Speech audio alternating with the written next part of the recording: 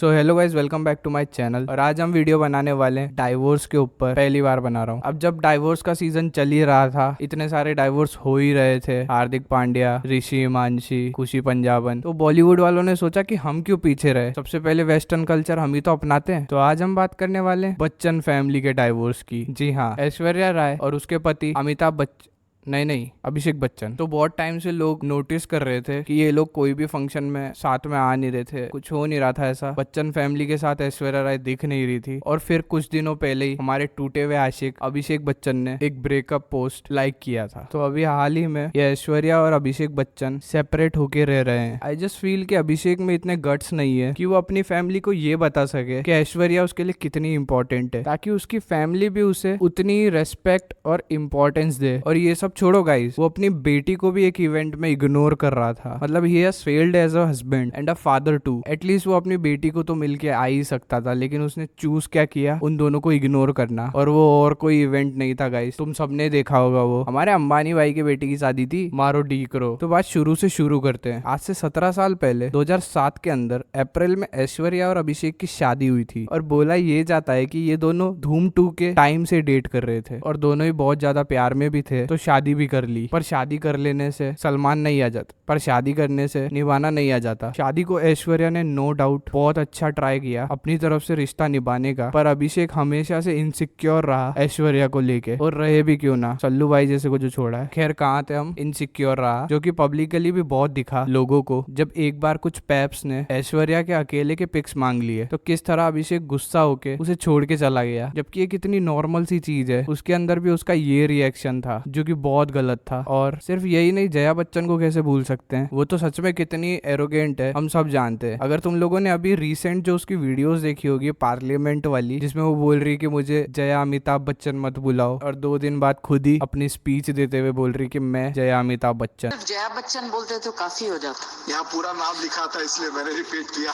Sir मैं जया अमिताभ बच्चन आपसे पूछ, ये सब क्या देखना पड़ रहा है?